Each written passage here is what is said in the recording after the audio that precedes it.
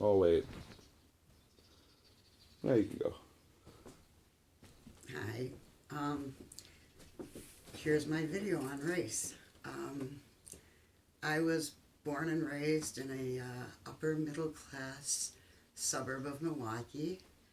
Um, I didn't become racially aware enough to realize that it was all white until much later. Um, I grew up thinking that the world was diverse. I watched Sesame Street, and there were people of all different races. And oh, I remember watching Free to Be You and Me with Marlo Thomas and Harry Belafonte. And oh, it was all this wonderful diversity and peace and love. And then I'd watch, as I got older, I watched Jesus Christ Superstar. It was my favorite musical movie. I loved the music. And I loved how everybody there was different shades of different colors.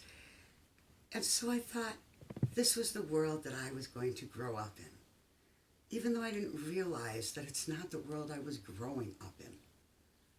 So when I got into middle school, there were 3 black kids that were bussed in.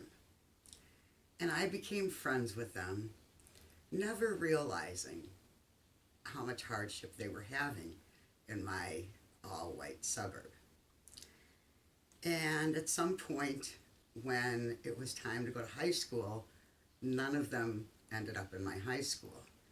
And I came to find out later that they were all threatened and didn't end up going on to high school in my very white suburb. Um, I thought the difference was economic. I thought I was lucky. And you know, my father did well. They were both educated, but my mother was a stay-at-home mom.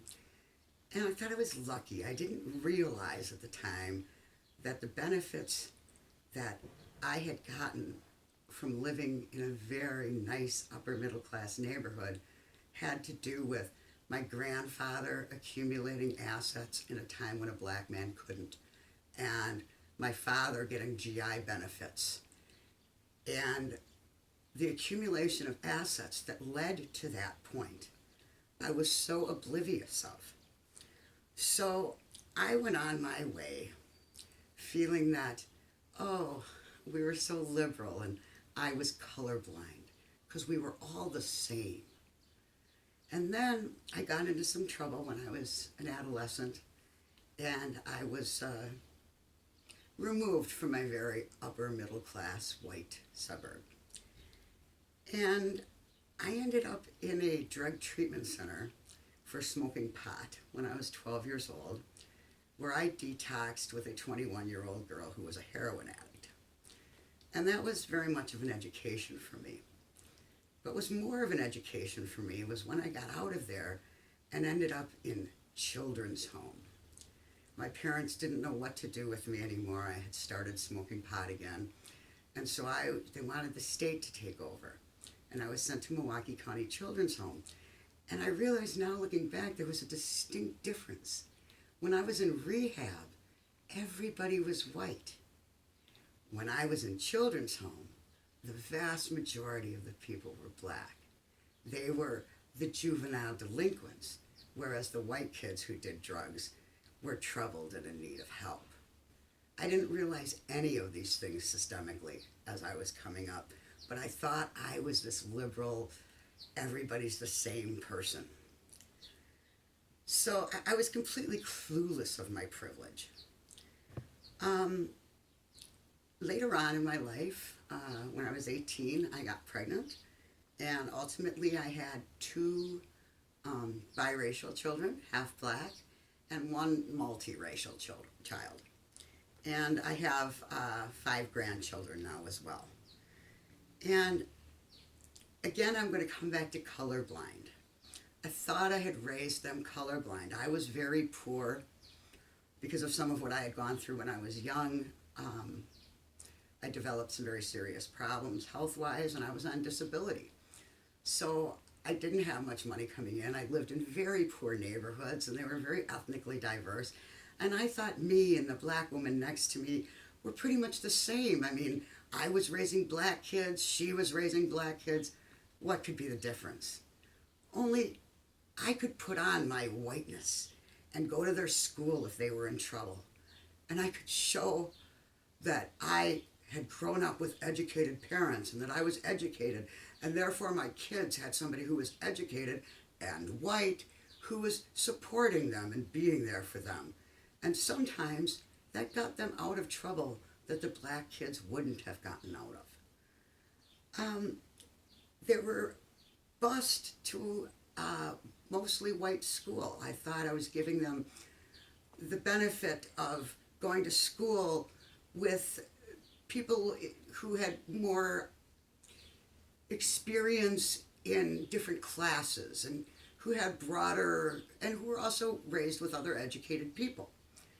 And so there again, my children had a privilege where they were getting a good education, and I'm sure that my children were much more easily accepted than their all black counterparts.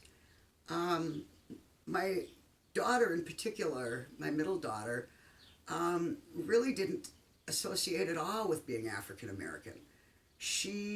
People thought she was Puerto Rican. She let them believe that.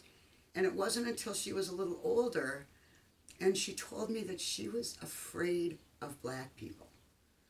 And I realized what a big fail I had made. I had tried to expose them to upper middle class culture, but I hadn't gone out of my way to expose them to African American culture because I thought that I was so the same.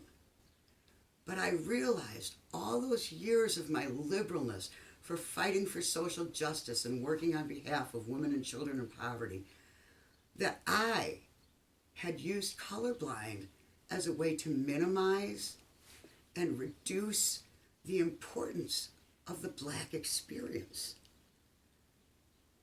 I didn't realize that when my son got to be older and was driving through another suburb of Milwaukee, and he got pulled over as a passenger, that my white privilege and my color blindness did nothing to protect him as a passenger in a car that was pulled over for a taillight. And he was still asked for his ID, which I've never been asked for as a passenger, and he was searched.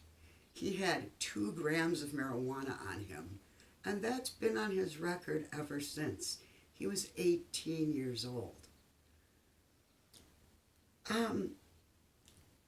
At one point, before I had my awakening, so to speak, I was along with some of the people who would say, but it's not me. I'm not racist. And I didn't realize that it didn't matter how kind or wonderful or warm or accepting I was. It didn't matter if I fought on behalf of people who had less than I did. I wasn't recognizing why they were where they were. And it's not until we can address we cannot address the problem until we see where it has come from, until we address and recognize and acknowledge that this world was made for people who look like me. It was made for white people, often on the backs of people of color. And until we can recognize and acknowledge that, not without guilt, not out of guilt, and not out of any kind of feeling that it's our fault, but we have to recognize that we've benefited from it. Whether it's our fault or not is irrelevant. It exists. And the most important thing we can do as white people is to address and acknowledge the fact that it exists, to admit that yes, there is white privilege, and to teach other people that it's not a matter of feeling bad or making up for something. It's a matter of recognizing that my experience, as bad as it has been as a person who lives in poverty with a disability, I don't know the black experience. I've raised 2 black children. I don't know the black experience. So I ask many of you, instead of defining your own experience and saying, I know what it's like. Listen. Stop talking and creating other people's reality. Listen to what their reality is.